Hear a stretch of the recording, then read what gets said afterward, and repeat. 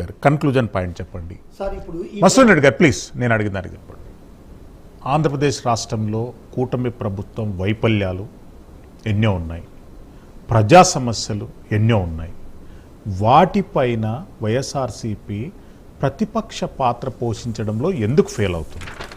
ఇందులో ఇప్పుడు మీరు విశాఖపట్నంలో డేటా సెంటర్లు అంటారంటే మీడియా సమక్షంలోకి వచ్చి జగన్మోహన్ రెడ్డి గారు మాట్లాడినటువంటి మాటలకు సబ్జెక్టుకు సంబంధం లేకుండా మాట్లాడారు. అమరావతి అంటనంటే మావిగన్ అనేటటువంటి ఒక కొత్త ప్రపోజల్, ఎవరికి ఎక్కడ ఎవరు ఎప్పుడు ఈవెన్ వైఎస్ఆర్సీపీ నాయకులకే ఆశ్చర్యాన్ని కలిగించేటటువంటి ప్రపోజల్ తీసుకొచ్చి అక్కడ అపాసు పాలయ్యారు.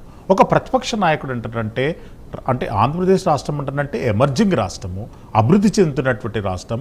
ఆ రాష్ట్రానికి ప్రతిపక్ష నాయకుడిగా ఉండేటటువంటి హోదా చాలా క్వాలిటీగా ఉండాలి. కానీ జగన్మోహన్ రెడ్డి గారు వివరిస్తున్నటువంటి తీరు మాత్రం అంత క్వాలిటీగా ఉండడం లేదు.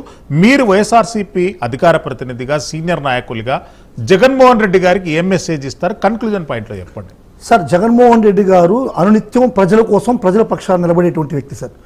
ఈవెన్ మీరు అనుకున్నటువంటి డేటా సెంటర్ కానించి, అమరావతి కానించి అన్నీ కూడా మేము ఎత్తి చూపేటువంటి మీరు సరిగా గమనిస్తున్నారు లేదో కానీ అమరావతిలో జరిగేటువంటి అక్రమాలు, అదేవిధంగా పోలవరంలో జరిగిన చంద్రబాబు నాయుడు గురించి జరిగేటువంటి అక్రమాలు, ఇవన్నీ కూడా చెప్పడానికి ఒక 2 hours పడుతుంది సార్. పెద్ద సినిమా తీయాలి. ఎందుకంటే అమరావతి చంద్రబాబు నాయుడు చేసేటువంటి అక్రమాలు, ఇప్పుడు రేటు 4,000 5,000 ఉన్నటువంటి రేటు ఈరోజు 20,000 చేస్తున్నాడు కన్స్ట్రక్షన్. అదేవిధంగా మావిగన్ అనేటువంటిది ఇప్పుడు 2 లక్షల కోట్లు కావాలి సార్. 2 లక్షల కోట్లు కావాలి, ఎక్కడి నుంచి తెస్తాం? అది పాసిబిలిటీ లేదని చెప్పని ఒక మావిగన్ అనేటువంటి ఒక ప్రతిపాదన తీసుకొచ్చాడు. అదేవిధంగా మీకు గూగుల్ డేటా సెంటర్కి వెళ్తే గూగుల్ డేటా సెంటర్ కూడా మేము పెట్టింది సార్, అదాని డేటా సెంటర్. అంటే మావిగన్ బయట లేదు కదండి, మళ్ళీ అమరావతి పరిసర ప్రాంతాలనే నువ్వు మార్చి చెప్పుతే ఎట్లయితే చెప్పండి. ప్రజలు చాలా తెలివైన వాళ్ళు, చాలా విఘ్నులండి, వాళ్ళు చూస్తున్నారు. ప్రజలు విఘ్నులు సార్, ప్రజలు విఘ్నులు అర్థం చేసుకుని ఫస్ట్ జగన్మోహన్ రెడ్డి గారిని అవహేళన చేశారు.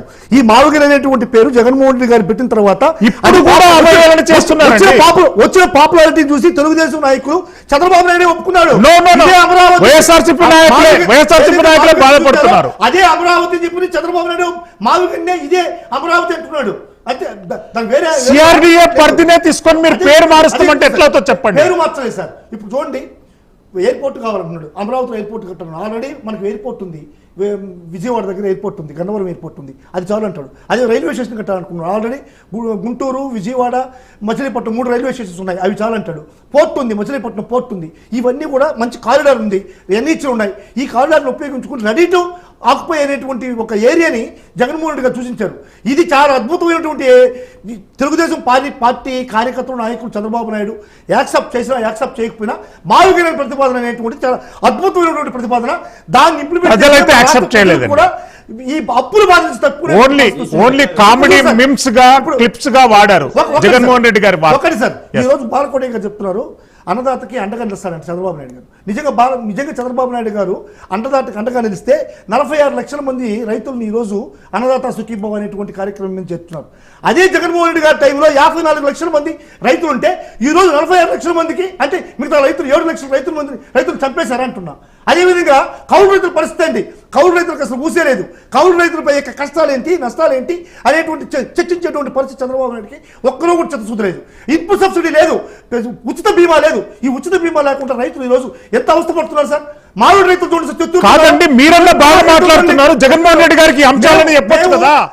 జగన్మోహన్ రెడ్డి గారి అంశాల మీద మాట్లాడలేదు, ఎప్పుడు మాట్లాడుతున్నారు సార్? ఎక్కడ మాట్లాడారు మీరు చెప్పండి.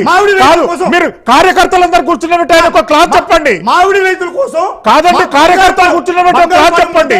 ప్రజా సమస్యలు ఎట్లుంటాయో చెప్పండి. మీరు బాగా చెప్తున్నారు, జగన్మోహన్ రెడ్డి గారు చెప్పలేకపోతున్నారు. మామిడి రైతుల కోసం బంగారుపాలెం పోతే ఆ రోజు కూడా జగన్మోహన్ రెడ్డిని అటగించారు. పత్తి రైతుల కోసం పోయాడు, అదేవిధంగా వేరుశనగ రైతుల కోసం పోయాడు, పసుపు రైతుల కోసం పోయాడు, అరటి రైతుల కోసం పోయాడు. వీటన్నిటి మీద కూడా జగన్మోహన్ రెడ్డి స్పందించారు. అరటి రైతులకైతే అన్యాయం జరిగింది సార్. ఒక కేజీ ₹100 అమ్మారు సార్ అరటి రైతులు ఈ సంవత్సరం. ఇప్పుడు మామిడి రైతులు పోయిన సంవత్సరం మామిడి రైతులకు ₹12 ప్రకటించి చంద్రబాబు నాయుడు గారు ₹8 కంపెనీలు ఇస్తాను, ₹4 ప్రభుత్వం ఇన్సెంటివ్ ఇస్తుందని చెప్పని ₹1 కూడా ఇవ్వకుండా మోసం చేసినటువంటి మహనీయుడు చంద్రబాబు నాయుడు గారు. ఈ సంవత్సరం కూడా అదే పరిస్థితి. మామిడి రైతులు అల్లాడుతూ ఉన్నారు. చిత్తూరు జిల్లాలో, నీ పుట్టిన జిల్లాలోనే అల్లాడుతున్నారు. ఈరోజు పత్తి రైతులు, ఈరోజు పొగాకు రైతులు ధర్నా చేస్తున్నారు. మీరు చూడండి గుంటూరు నేను అదే అంటున్నాను, ఈ సమస్యలన్నీ జగన్మోహన్ రెడ్డికి ఎందుకు అనిపించడం లేదు? జగన్మోహన్ రెడ్డి గారు వైఎస్ఆర్ కాంగ్రెస్ పార్టీ లేవనెత్తే ఎక్కడ మాట్లాడలేదండి, ఎప్పుడు మాట్లాడలేదు. సార్ ఏ రైతు సమస్య గురించి మాట్లాడలేదు, సార్ ప్రతి రైతు ఏ డెవలప్మెంట్ మీద మాట్లాడలేదు, ఏ రోడ్ల పైన మాట్లాడలేదు, మీరు విన్నారో ఏ ఇన్ఫ్రా మీద మాట్లాడలేదు, నేను ఈ రోజు ఏ విద్యా సంస్థల మీద మాట్లాడలేదు, ఏ రోడ్ల పైన మాట్లాడలేదు.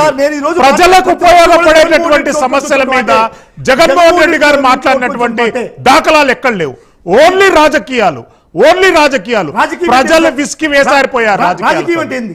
ప్రజా సమస్యల గురించి జగన్మోహన్ రెడ్డి గారు ఏమన్నా సమస్యలు కాదండి, సమస్యలను మీరు ఎత్తండి, సమస్యలు ప్రభుత్వం దృష్టికి తీసుకురండి, వాటి పరిష్కారానికి పనిచేయండి. డిఎస్సీ గురించి మాట్లాడితే ప్రజా సమస్య కదా.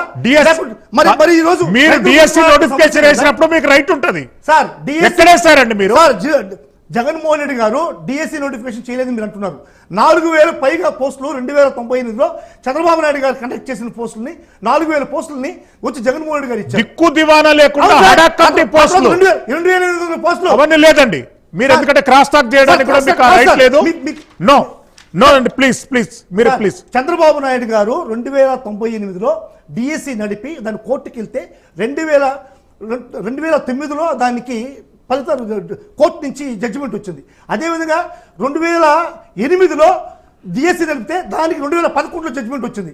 ఆ తర్వాత వచ్చిన చంద్రబాబు నాయుడు గారి కోర్టు జడ్జిమెంట్ ఉపయోగించి బాల్కొండ గారు కన్క్లూజన్ పాయింట్ చెప్పండి ప్లీజ్. బాల్కొండ గారు కన్క్లూజన్ పాయింట్ ప్లీజ్. శ్రీశైలం గారు వెనకటికొకడు నీ పొర చేయి నా ఎడం చేయి పెడతానంట. అంటే పొర చెయ్యి అన్నా అదే, ఎడం చెయ్యి అన్నా అదే. ఇప్పుడు మావిగాన్ అంటే అర్థం ఏంటి?